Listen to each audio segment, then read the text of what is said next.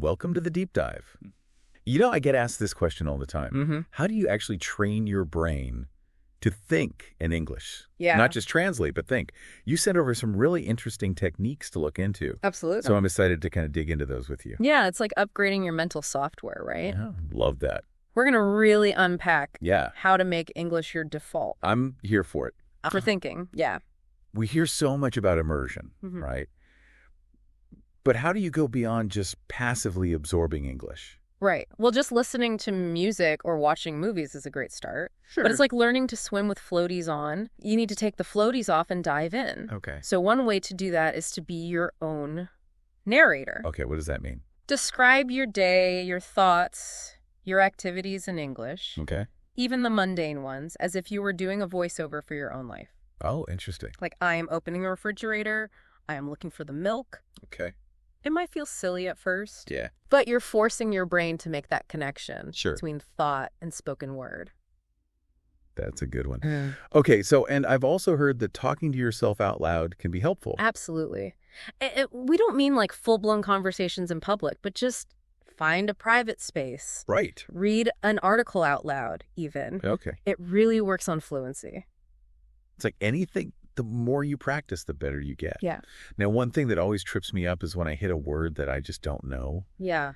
What is a good strategy to deal with that? Okay, so this is where it gets fun.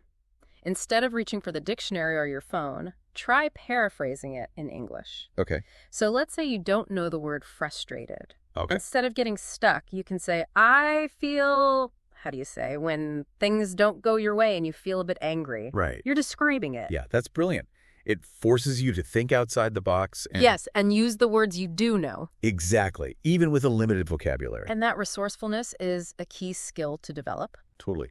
Okay, so we've talked about immersion, we've talked about active practice, but what about actually rewiring those neural pathways? Like, how do we train our brains to think differently? Okay, so one fascinating technique is called thinking in chunks. Okay. So instead of translating word for word from your native language, Right. think in phrases or groups of words. Can you give us an example of what that looks like? Sure. So imagine you're thinking about going to the store. Okay. Instead of, I go to the store, Yeah. it's, I'm going to the store all as one unit, Interesting. as one thought. So it's like you're seeing the whole picture instead of the individual pixels. Exactly. You're training your brain to process English more like a native speaker. Wow. Okay, so this is where I get a little skeptical. Can we really rewire our brains to think in a completely different way? Well, the research suggests that our brains are more plastic than we once thought. Okay. And with effort and the right techniques, Yep. you can absolutely train yourself to think in new ways, including new languages. So we're not just talking about wishful thinking here. There's some science behind it. Absolutely. And one of the most exciting areas of research is the connection between emotion and memory. Oh, tell me more about that. We tend to remember things more vividly Right. when they're tied to emotions. Okay. So one technique is watch movies or read books Yeah. that evoke strong feelings and then describe those feelings in English. So if a movie makes me cry or laugh or something like that, Yes. try to articulate those feelings in English. Exactly. Or describe emotional events from your own life. Interesting. The key is to make that connection between language and feeling. Okay, so you're creating an emotional anchor for the language. Yes. So it's not just words, it's actually something you feel. That's a great way to put it. Yeah. When we connect emotion to learning, it becomes more meaningful. Right. The language comes alive. This is all so insightful. But before we get too carried away, are there practical exercises that we can do to actually practice thinking in English beyond just like describing our day? Yes, there are some creative cognitive exercises that you can do. Oh, like what? Give me some examples. Okay, one technique is to have a mental debate with yourself, Okay. arguing both sides of an issue in English. Interesting. So pick a topic that interests you, could be anything. Sure. Politics, pop culture, and present a compelling argument for both sides all in your head. Wow, that's a challenge. Yeah. But I can see how that would make you think critically Yes. and really articulate your thoughts. Exactly. Okay, what else? Another exercise is to visualize yourself giving a presentation in English. Oh, a presentation. That's scary. It doesn't have to be real. All right. Just imagine the scenario, Mm-hmm. the audience, the topic, the feeling of butterflies, and walk yourself through the presentation. Okay. Delivering the speech in English, pauses for emphasis, body language, All of it. That's a really cool idea. It's like mental rehearsal for the real thing. Exactly. And the more you practice these exercises, the more comfortable and confident you'll become. Awesome. Thinking and speaking in English. This is all so helpful. I'm feeling like I can rewire my brain. But before we move on, is there anything else we should keep in mind when we're actually, working on thinking in English? One of the biggest hurdles is the habit of translating. Mm-hmm. We get so used to thinking in our native language You're right. and then searching for the equivalent words in English. Totally guilty of that. It's like my brain has a built-in translator that's just constantly working overtime. But that translator can actually slow you down. Okay. So the goal is to train your brain to process English directly Interesting. without relying on your native language as a crutch. That makes sense. Yep. But how do we actually break that habit of translating? One technique is to challenge yourself to respond in English instantly without thinking about the translation, Okay. even if the sentence is simple. So like if someone asks me, how are you? I shouldn't be like mentally translating. I am fine in my head. Exactly. Aim for an automatic, intuitive response. Interesting. It might feel awkward at first, but with practice, it becomes more natural. Yeah. That's a great tip. I'm going to start practicing that right away. Mm. But I have to admit, I do sometimes struggle to express more complex ideas in English. That's perfectly normal. Oh. It's like learning a musical instrument.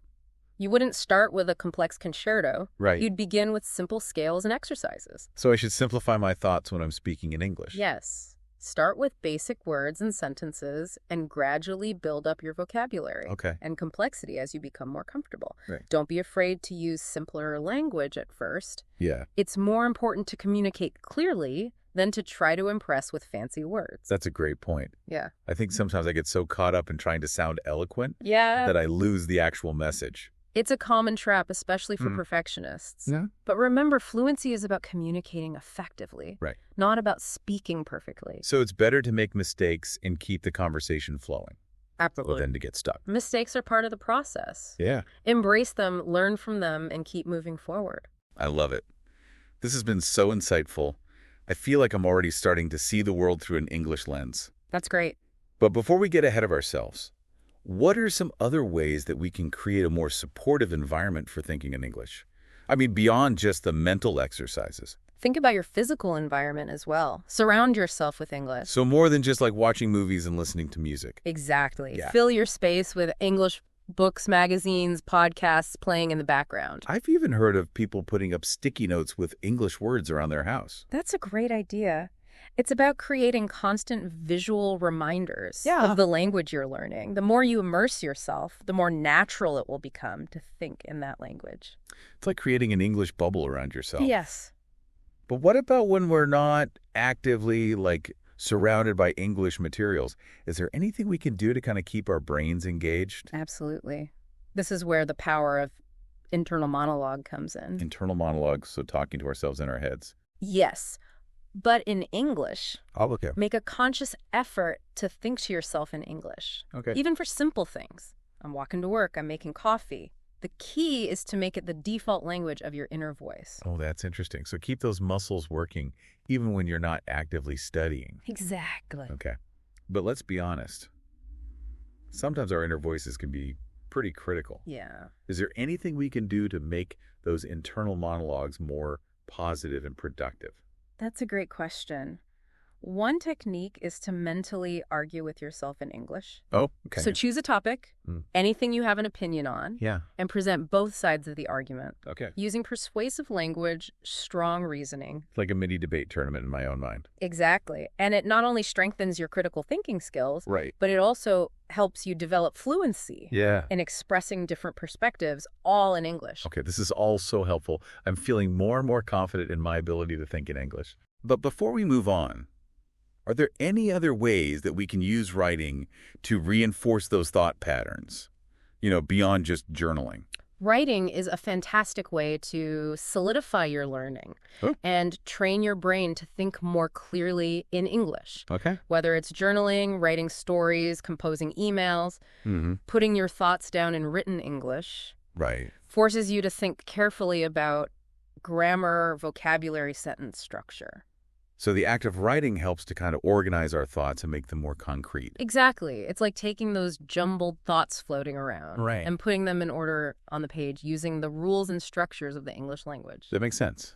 I've definitely noticed when I write in English, I have to slow down and think more deliberately. Yes, and that deliberation is key. Yeah. It helps you move away from that automatic translation mode By you. and engage more deeply with the nuances of expression. This has been so insightful. Yeah. I'm feeling so much more motivated to make English the language of my thoughts. But before we wrap up this part of the deep dive, is there anything else we should keep in mind when it comes to training our brains to think in English? One of the most powerful tools is something we've touched on, mindfulness. Mindfulness. Okay. Mhm. I usually associate that with like meditation and relaxation. How does that apply to language learning? Mindfulness is about being present and aware of your thoughts, feelings, and sensations. Okay. And that awareness is crucial for recognizing when your brain switches back to your native language Ooh. during conversations or even in your internal monologue. So it's about catching ourselves in the act of translating. Exactly. By becoming aware of those moments, Right. when you slip back, you can gently guide your mind back to English. It's like having a mental coach. Yes. That's there to nudge you back on track. Mindfulness helps you become more aware of your thought patterns Yeah. and make conscious choices about the language you use. This is all so fascinating. I'm feeling so inspired to explore all these techniques and really make English a part of my everyday thinking. But before we continue, let's take a break and we'll come back for part 2 of the deep dive. We have so much more to uncover. Sounds good. Welcome back. Ready to dive back in. Definitely. I feel like we've already uncovered so much, Yeah. but I'm ready to explore even more. Great. So one powerful technique we haven't discussed is using English to summarize what you learn. Oh, that's interesting. Tell me more. So after you read an article, watch a documentary, or even listen to a podcast, take a few moments to summarize the key points. In English, of course. Okay, so instead of just passively absorbing the information, Right. I should be actively trying to rephrase it and explain it in my own words. Exactly. It forces you to engage with the material on a deeper level. And plus, it's a great way to practice using new vocabulary and grammar in context. That's a really good tip. I often find that when I try to explain something I've learned to someone else, it really helps me solidify my understanding. That's because teaching is one of the best ways to learn.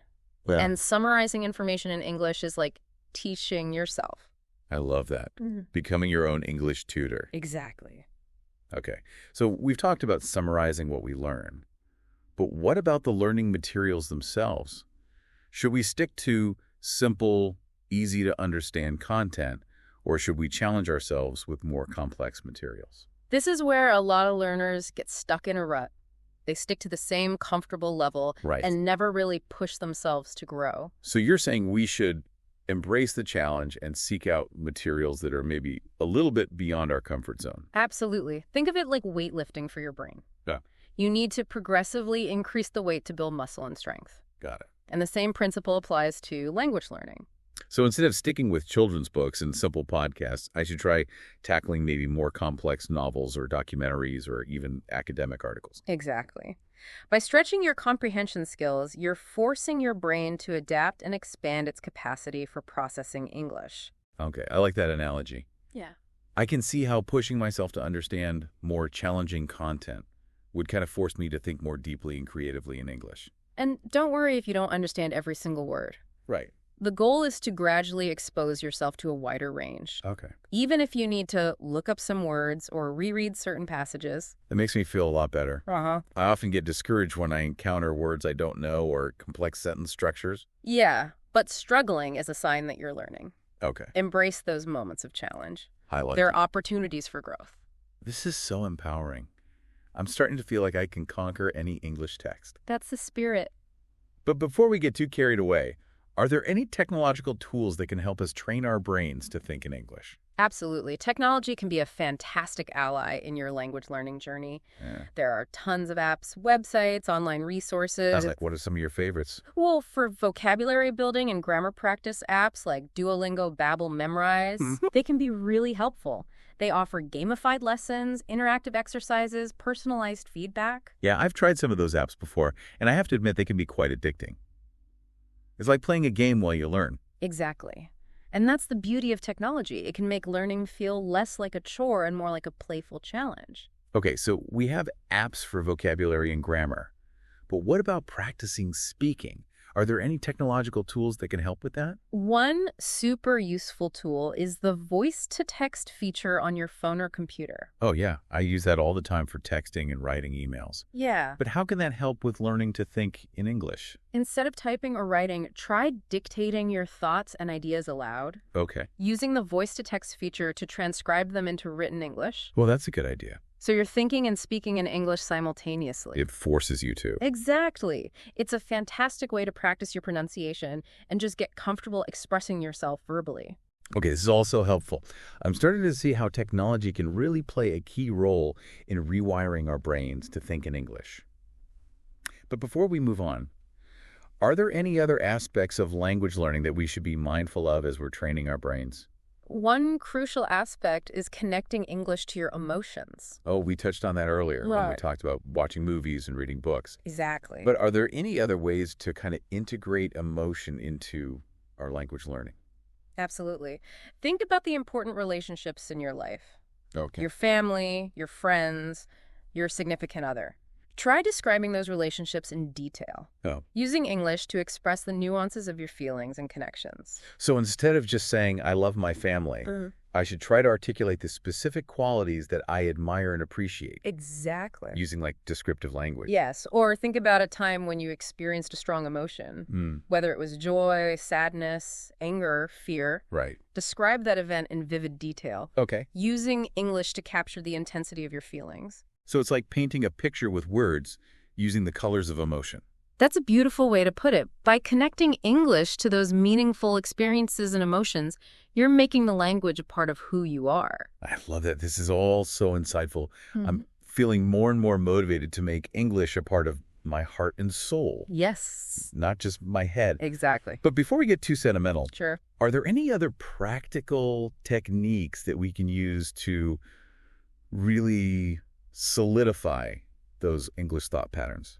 One effective strategy is practicing quick thinking in English. Quick thinking, what does that entail? It's basically training your brain to respond rapidly and spontaneously, Okay. without hesitation or overthinking. That sounds like a challenge, especially for someone like me who tends to overanalyze everything. It definitely takes practice, but there are fun ways to do it. Oh, like what? Give me some examples. So one is setting a timer Okay. for like 30 seconds and challenge yourself to answer random questions Well, or yeah. describe random objects Okay. within that time limit. So it's like a mental sprint for my English brain. Exactly. It forces you to access vocabulary quickly and think on your feet. Okay. What else? Another technique is choose a random topic and speak about it for a minute or two Okay. without stopping. Oh my gosh, that sounds terrifying. I don't even know if I could speak about anything for a minute without stopping. Don't worry about making mistakes or sounding perfect. Okay. Just keep the words flowing.